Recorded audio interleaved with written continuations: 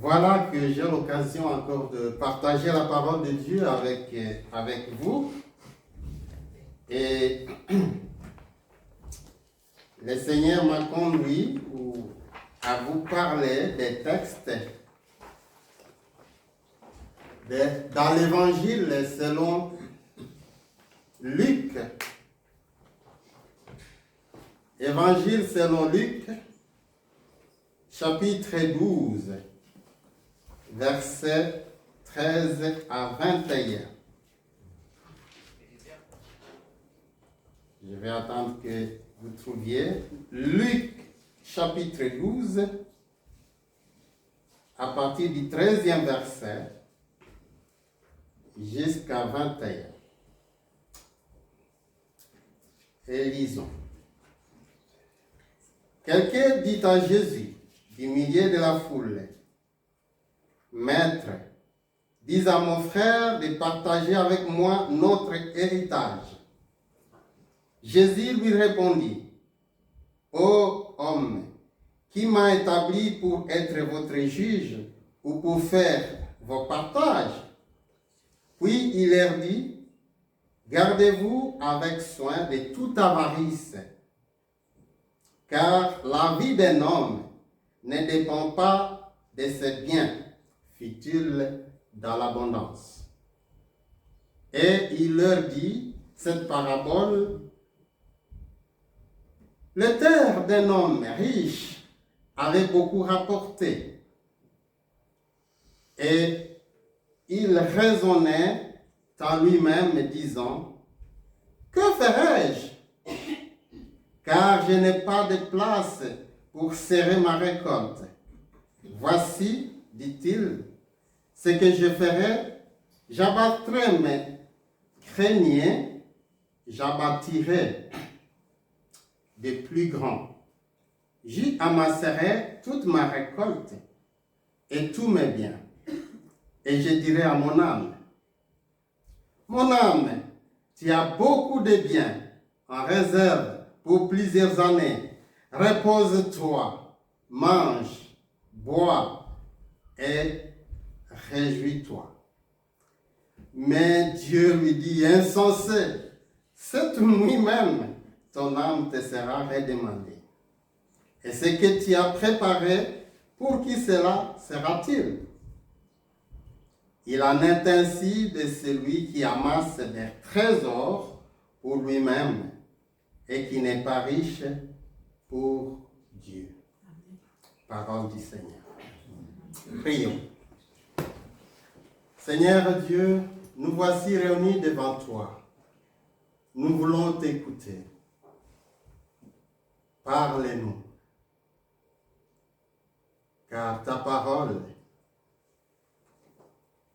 est la vérité. Et sanctifie-nous par ta vérité. Que ton esprit nous dirige et nous parle. À ton nom de gloire, Jésus-Christ. Amen. Amen. Voilà ce texte que j'ai tiré du programme de l'enseignement secondaire dans le thème « Le pouvoir et les dangers de l'argent ». C'est à discuter avec mon élève, j'ai un seul élève dans cette classe que j'ai eu la conviction de partager avec vous ces passages. Alors, d'après l'harmonie des évangiles, ce texte que nous venons de lire, Luc, l'évangéliste, est le seul qui parle de cette parabole du riche insensé. L'événement se passe en Judée et quand nous lisons la partie précédente, le verset juste qui vient après, nous trouvons que ce passage, ce récit suivi d'une parabole est précédé de ses conseils, ne vous inquiétez pas. Et à la fin, juste le 22e verset aussi, ne vous inquiétez pas. Ça a attiré mon attention. En fait, dans le début de l'évangile, ici Jésus est en train de mettre à garde contre certains éléments. Il y a l'hypocrisie, il a appelé les levains des pharisiens. Il y a, quand on est traduit devant la justice, il ne faut pas s'inquiéter, il faut avoir confiance. L'Esprit Saint va vous inspirer et mettre des choses dans votre bouche que vous allez dire devant les juges. Et alors, après le passage, il y a aussi encore les conseils que Jésus donne de ne pas s'inquiéter de rien. Et donc, ce passage nous appelle à mettre notre confiance à Dieu dans toutes les circonstances. Alors, le titre que j'ai donné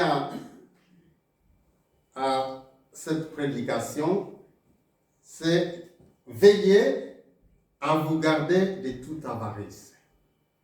Veillez à vous garder de toute avarice.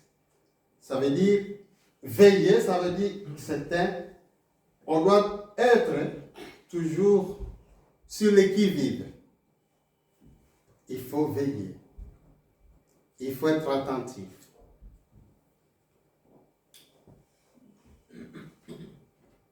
Le texte se subdivise à deux grandes parties. Nous avons vu que la première partie nous met à garde contre la cupidité ou l'avarice, et cela est suivi par la parabole qui explique la mise à garde que Jésus venait de donner à toute la foule.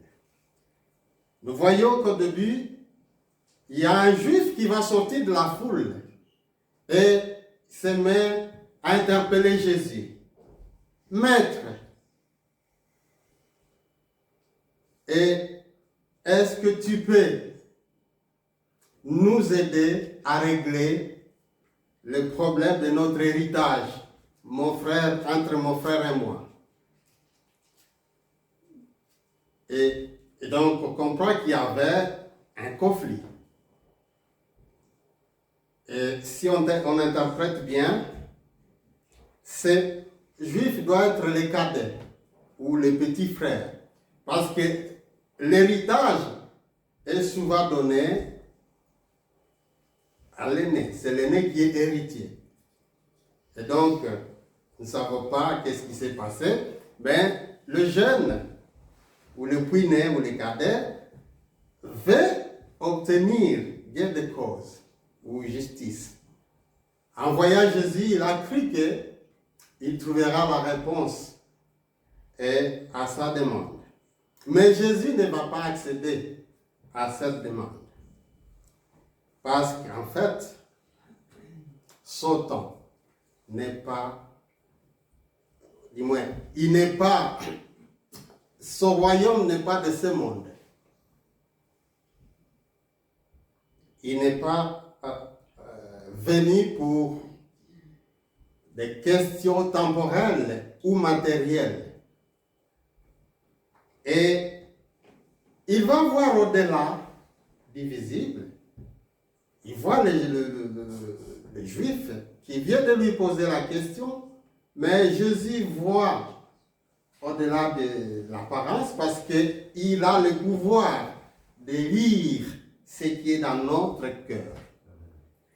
Et il a vu que ces deux jeunes gens ou ces deux personnes avaient un problème.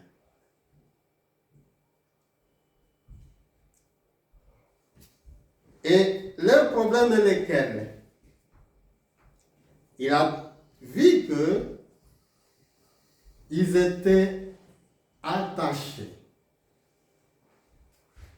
au bien de ce monde.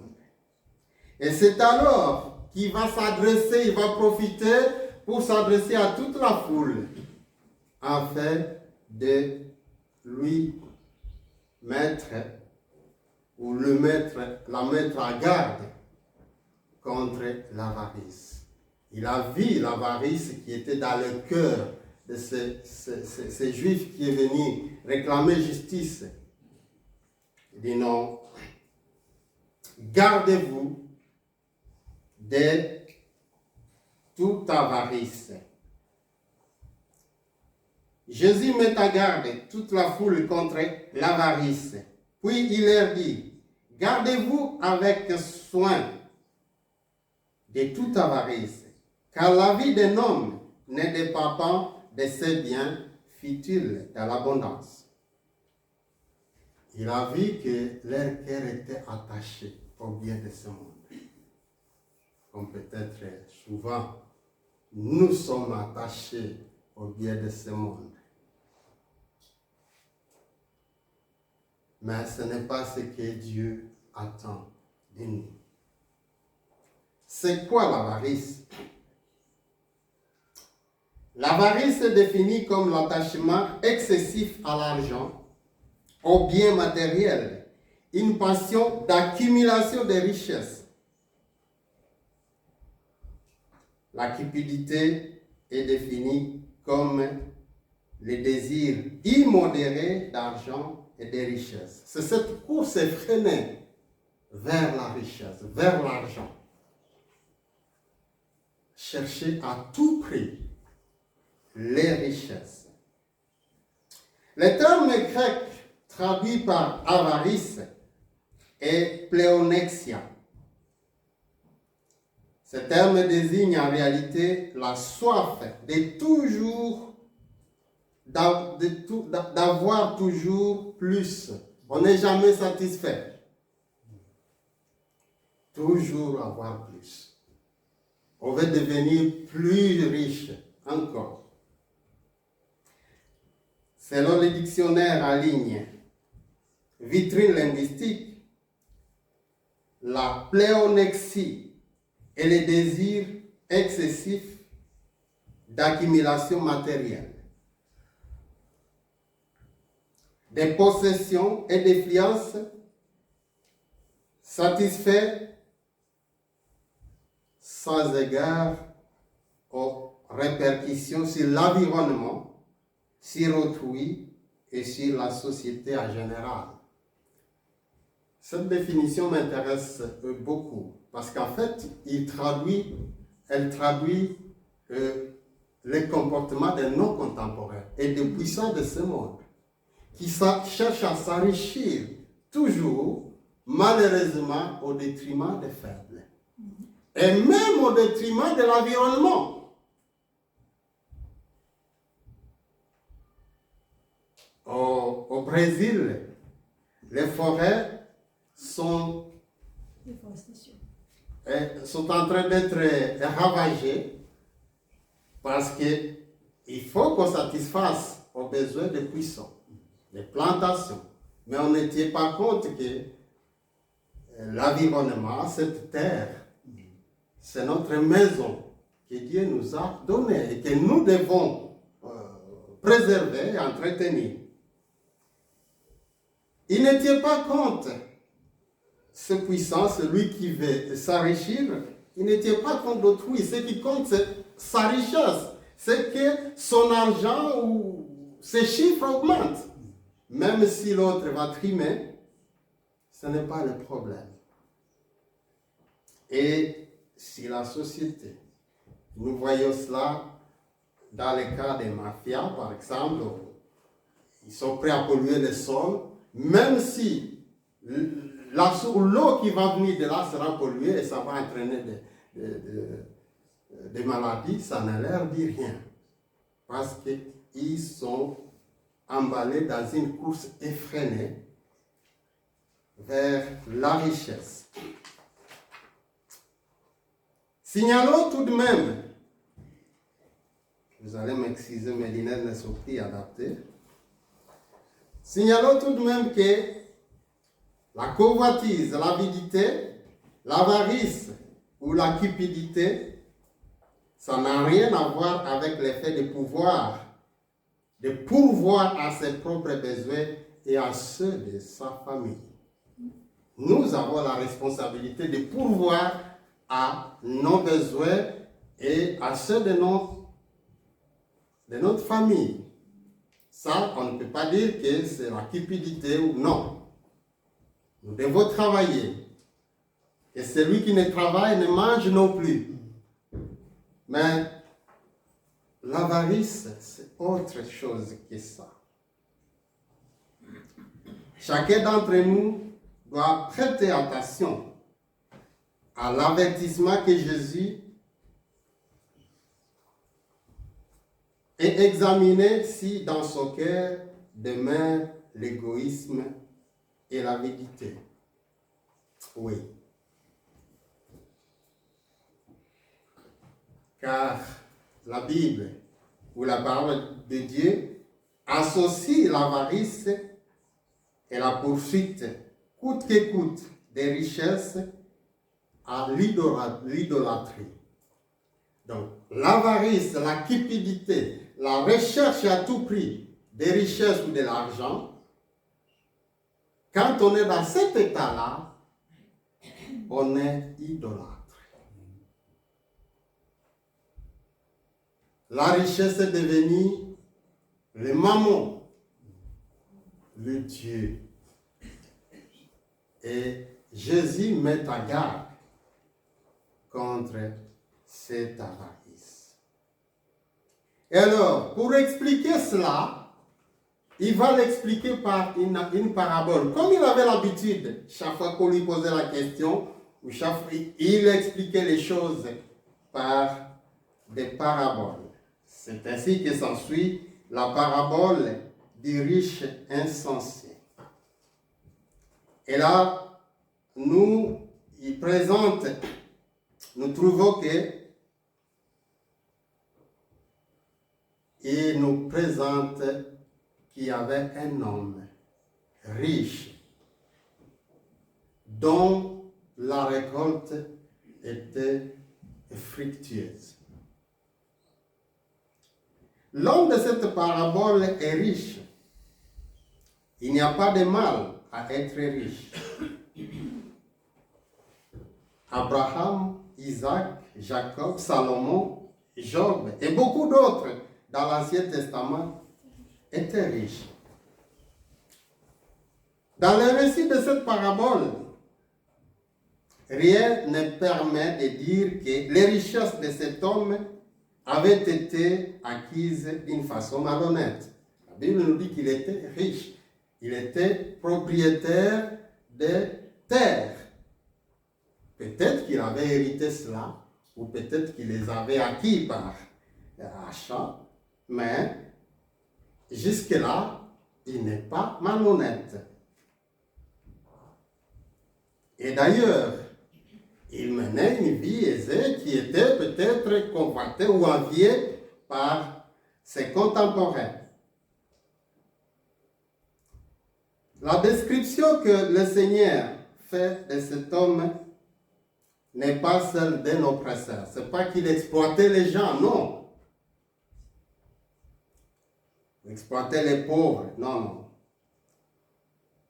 Il s'agit bien plutôt de quelqu'un de correct et d'estimé. Beaucoup pouvaient l'envier, surtout s'être acquis continuellement par les bons revenus de ces terres. La nouvelle récolte de cette année-là était tellement bonne que ces greniers ne suffisaient pas. Et alors, à récolter,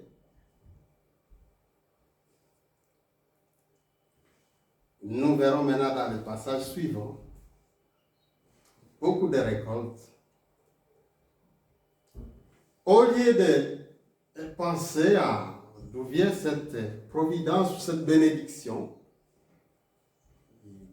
en lui, il pense à lui-même, à ses intérêts. Il ne peut pas se poser, j'ai eu la pluie, j'ai eu le soleil, j'ai de bonnes terres. Ça me vient de qui? Il n'a pas le temps de penser à Dieu. Ne fût-ce que dire merci Seigneur pour la pluie que tu m'as donnée, merci Seigneur pour le soleil, merci Seigneur pour ta bénédiction. Non, il n'a pas le temps de faire ça. Alors où se situe son problème? Alors qu'on dit qu'en voyant, il ne fait de mal à personne. C'est son mode de vie autocentré ou égocentrique. Sa vie centrée sur lui-même. Sa vie centrée sur ses besoins, sur son ego, sur ses projets. Nous allons le lire. Il raisonnait en lui-même disant, que ferai-je? Car je n'ai pas de place pour serrer ma récolte. Et il dit, voici ce que je ferai. J'abattrai mes greniers et j'en bâtirai de plus grands. Et j'y amasserai toute ma récolte et tous mes biens. Et je dirai à mon âme, tu as beaucoup de biens en réserve pour plusieurs années. Repose-toi, mange, bois et réjouis-toi. Parfois, nous sommes aussi tentés de tenir ce raisonnement. Je vais épargner beaucoup d'argent ou je vais investir dans tel domaine et j'aurai des actions qui vont se multiplier. Et alors, ma pension, je serai tranquille ou je vais acheter tel immeuble, je vais essayer dans l'immobilier, comme ça, je serai tranquille. Oui. Un des dangers de la richesse, c'est de promettre une fausse sécurité. C'est ça. Et on met sa sécurité dans le bien de ce monde, comme cet homme riche. Remarquez bien combien de fois figure le mot j'ai, mon, mais dans cette conversation avec lui-même. Ça montre bien qu'il est égoïste, il est centré sur lui-même. Il a un raisonnement égocentrique. Lui, c'est le centre. Il ne pense à personne. Et même quand il récolte, il a des voisins, je suppose. Il ne peut pas penser vendre aux voisins ou partager ou donner aux voisins. Non, c'est d'abord lui-même. Oui, c'est cette vie-là contre laquelle Jésus veut mettre à garde. Vous savez, Luc a adressé sa lettre ou son évangile à un certain Théophile.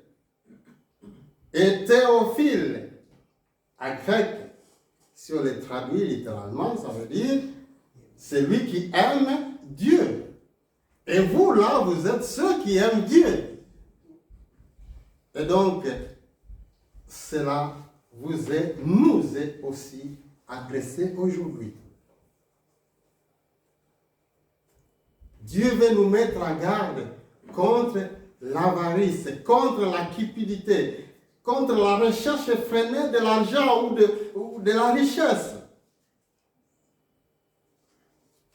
Il nous dit que notre vie ne dépend pas de nos biens. Notre vie ne dépend pas de nos richesses. Non.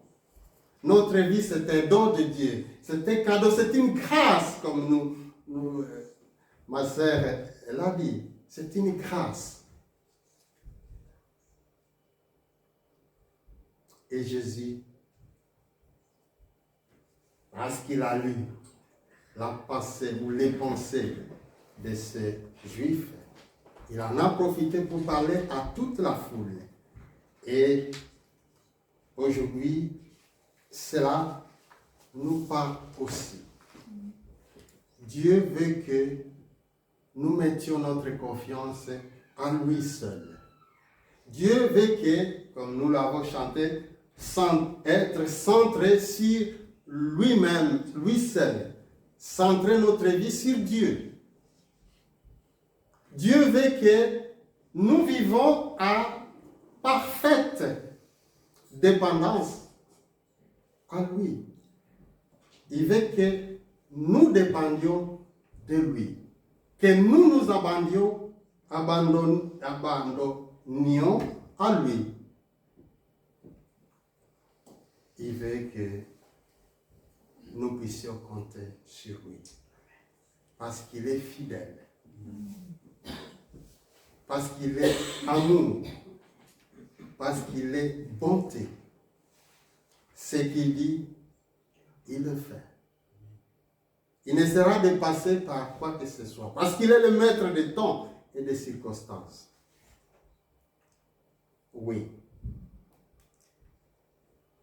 Ces messieurs ou ces juifs, il est en train de penser comme ça, peut-être ainsi soli ou je ne sais quoi, voilà, je suis tranquille. Et là, Dieu va lui parler. Dieu va lui parler. Mais Dieu lui dit, insensé, cette nuit même, ton âme te sera redemandée. Et ce que tu as préparé, pour qui cela sera-t-il? Oui, en préparant ce sermon, je suis tombé sur une musique de rap qui disait « Le coffre ne suivra pas le corbillard. Le coffre d'or ou de richesse ne suivra pas le corbillard. » Ça veut dire tous les trésors, la richesse qu'on a acquis ou qu'on aura acquis ne va pas nous suivre dans notre temps. Ça va rester. Et ce sont d'autres qui vont en jouir. Oui. Si nous vivons d'une façon égoïste, où nous ne nous soucions pas des autres, où nous ne nous soucions pas de Dieu qui nous a créés, qui nous aime, qui nous fait tant de bienfaits, nous n'irons pas avec cet argent, cette richesse. Et le monde passe, et ses convoitises aussi. Quel contraste on trouve ici. Ce juif ou ce riche censé, il est en train de penser, de se projeter dans le futur, des années, 15 ans, 20 ans, où bon, maintenant je vais me reposer, j'ai déjà assez. Il pense en termes d'années, il pense qu'il a encore beaucoup de temps devant lui. Et Dieu vient l'interpeller, mais cette nuit même, Dieu parle à terme de nuit. Lui pense à terme d'années. Et là, Dieu parle à terme de nuit. Cette nuit même. Oh, notre vie est fragile. Il y a la soudaineté de sa fin. Notre vie est imprévisible. Nous ne savons pas ce qui va nous arriver demain ou après-demain. Oui, Dieu veut que nous nous attendions à lui. Et Proverbe 6, 27 dit ceci, ne te glorifie pas du jour de demain, car tu ne sais pas ce que jour affrontera. Et Jacques, l'apôtre, d'ajouter, vous qui ne savez pas ce qui arrivera demain, car qu'est-ce que votre vie? Vous êtes une vapeur qui paraît pour un peu de temps et qui ensuite disparaît. Vous devriez dire au contraire, si Dieu le veut, nous vivrons et nous ferons ceci ou cela. Mais maintenant, vous vous glorifiez dans vos pensées orgueilleuses. C'est chose mauvaise que de se glorifier de la sorte. Si Dieu le veut, ça traduit, ça montre que nous dépendons de lui. Ça montre que nous confessons que nous sommes rien, que nous sommes impuissants et que Dieu seul a notre destin, si Dieu le veut. Il nous met à garde de faire nos projets sans Dieu. Il veut que nous laisserions dans nos projets. Parce que l'avenir est à lui. C'est lui qui a l'avenir entre ses mains. Nous ne connaissons pas l'avenir. C'est pourquoi Jacques nous demande, si Dieu le veut, nous vivrons et nous ferons ceci, nous ferons cela. Mon frère, ma soeur, comment vous comportez-vous quand vous dressez vos projets, quand vous pensez à l'avenir?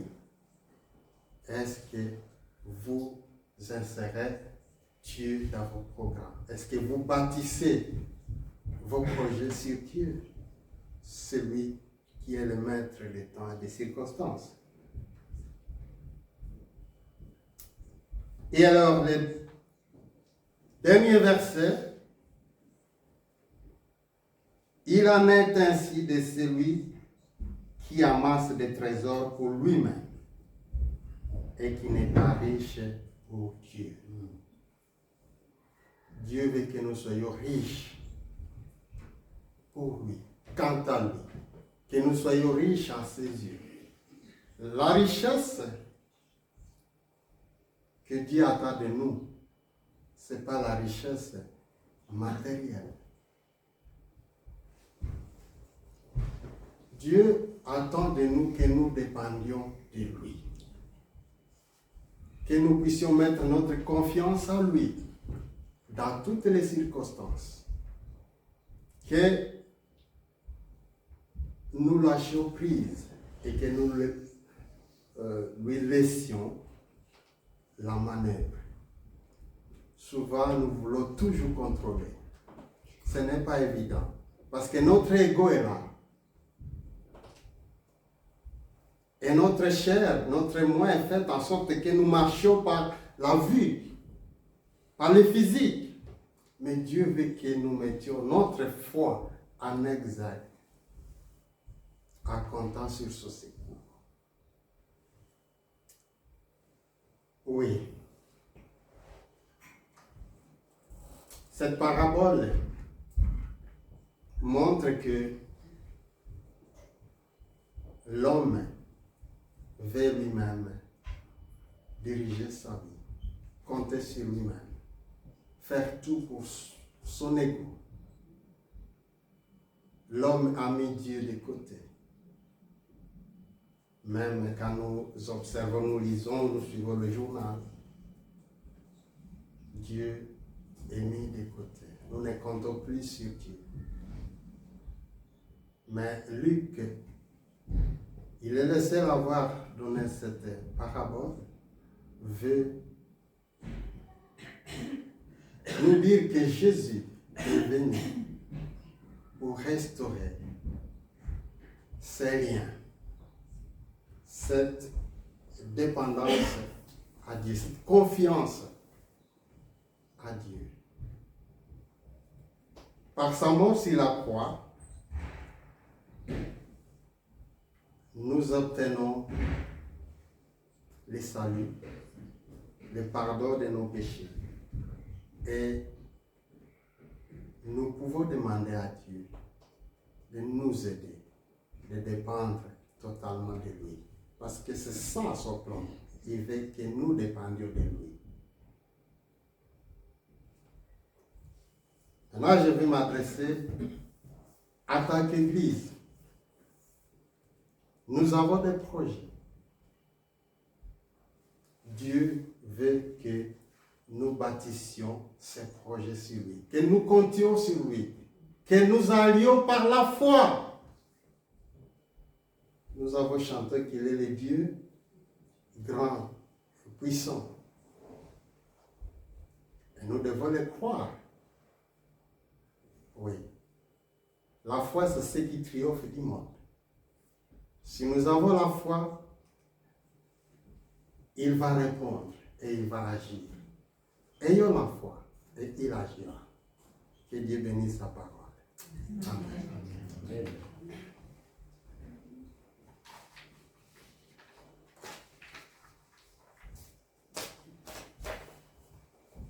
Prions.